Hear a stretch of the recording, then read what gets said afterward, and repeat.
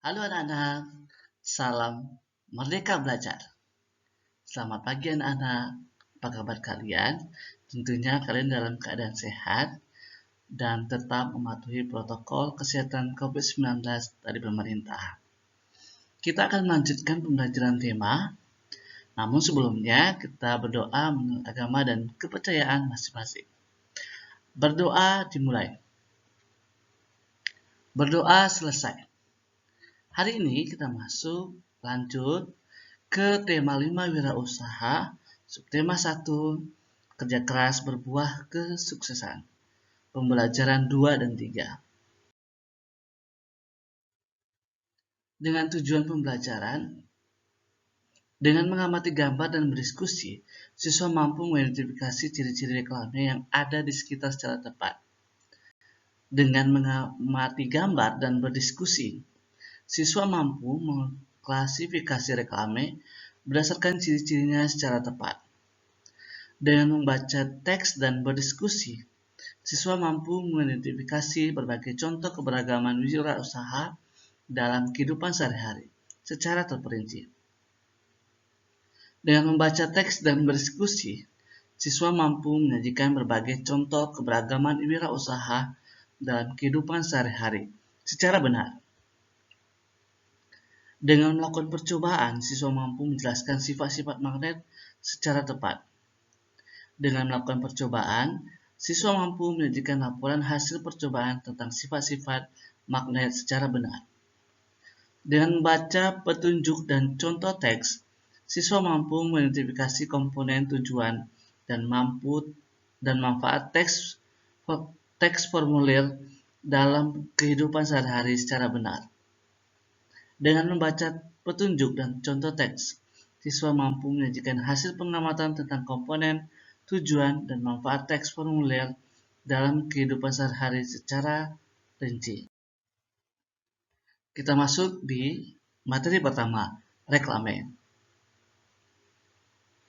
Reklame adalah alat untuk menawarkan, mempromosikan, memperkenalkan barang-barang hasil produksi atau jasa kepada masyarakat dengan menggunakan gambar dan kata-kata yang menarik.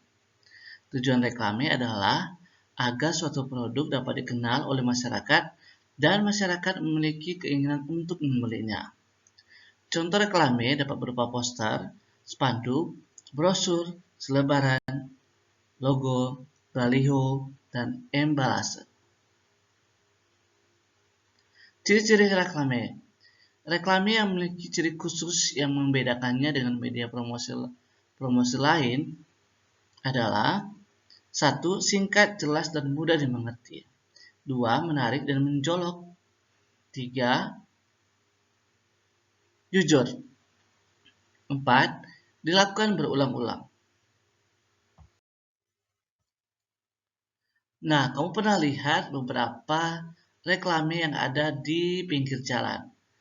Kamu bisa lihat ya nak, berbagai jenis reklame yang menarik dan memberikan tawaran-tawaran atau promosi kepada kamu. Nah, ada juga brosur dan selebaran. Contohnya, boleh kamu lihat ya nak? Nah, tugasnya adalah apa yang kamu amati dari reklame di atas? Apakah kamu pernah menemukan reklame yang mirip dengan reklame di atas di sekitarmu? Kemudian apa ciri-ciri khusus yang kamu temukan dalam reklame tersebut? Diskusikan bersama orang tuamu, tugas halaman 21. Apakah atau apa tujuan dari masing-masing reklame tersebut? Tulis kesimpulanmu tentang reklame. Baca kembali teks tentang pengalaman belajar dari negara-negara ASEAN. Apakah kamu menemukan keberagaman ekonomi atau usaha dalam teks tersebut? Tuliskan jawabanmu beserta penjelasan. Diskusikan jawabanmu bersama orang tuamu. Apakah kamu juga menemukan keberagaman ekonomi atau usaha di sekitarmu? Jelaskan. Bagaimana pendapatmu tentang keberagaman usaha yang ada di sekitarmu? Bagaimana keberagaman usaha tersebut dapat membantumu dan masyarakat sekitar dalam kehidupan sehari-hari? Ceritakan pengalamanmu ketika memanfaatkan produksi atau jasa dari usaha tersebut. Diskusikanlah bersama orang tuamu tugas halaman 22, 23, dan 24. Lanjut ke sifat-sifat magnet. Kemarin Bapak sudah menjelaskan apa itu magnet, kemudian bagaimana sifat magnet, macam-macam magnet, kemudian jenis-jenis magnet. Nah, sekarang kita lebih khusus membahas tentang sifat-sifat magnet. Sifat-sifat magnet ada 4. Yang pertama, magnet bisa menarik benda tertentu. Yang kedua, magnet punya 2 kutub, yaitu kutub utara dan kutub selatan. 3, kutub yang berbeda saling menarik, kutub yang sama saling menolak. 4, gaya magnet bisa menembus penghalang. Perhatikan berbagai jenis cenderamata yang terbuat dari bahan magnet berikut. Apakah kamu pernah melihat atau membeli cenderamata yang terbuat dari magnet? Ceritakan. Kita lanjut. Sekarang kamu akan melakukan percobaan tentang sifat-sifat magnet. Tadi sudah ada ya, 4 sifat-sifat magnet.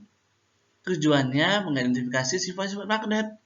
Alat yang perlu kamu lakukan atau kamu gunakan pada percobaan ini adalah sepasang magnet untuk setiap kelompok, peniti, penjepit kertas, pensil, pulpen, dan kertas.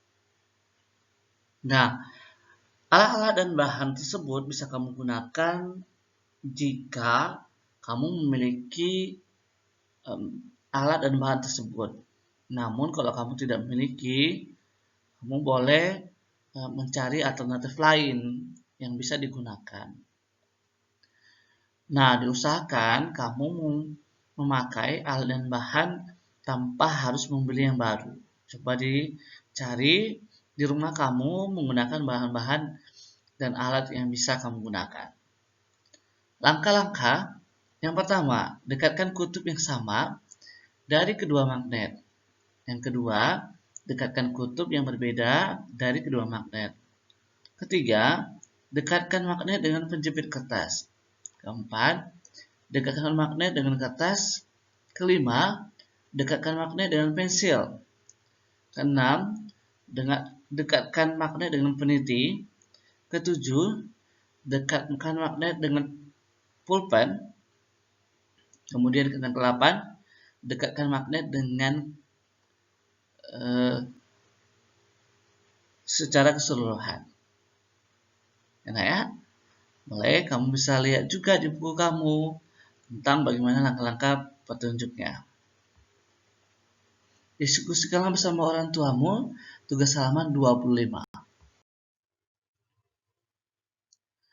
Nah, setelah kamu membuat percobaan itu, kamu tulis dalam laporan berdasarkan percobaan yang kamu lakukan. Percobaan sifat-sifat magnet. Tujuan tadi sudah ada, alat dan bahan sudah ada juga tadi di Bapak tampilkan. Langkah-langkahnya juga sudah ada.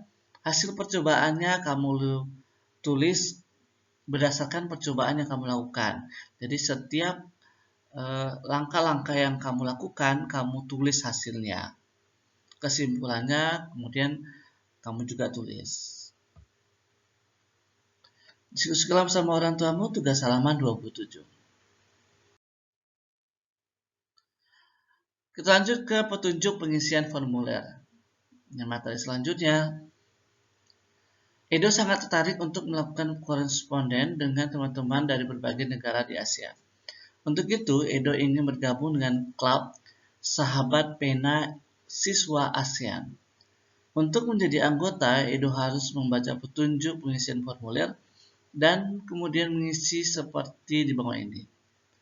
Petunjuk pengisian formulir Klub Sahabat Pena ASEAN.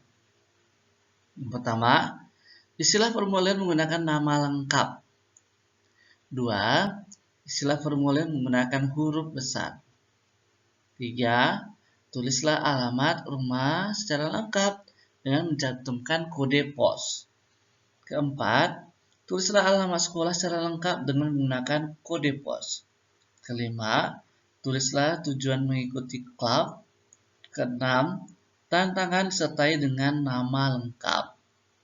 Nah, untuk mengisi formulir biasanya hal-hal ini menjadi yang terutama untuk diisi agar setiap biodata atau biodata yang kamu tulis benar-benar valid atau benar-benar datanya.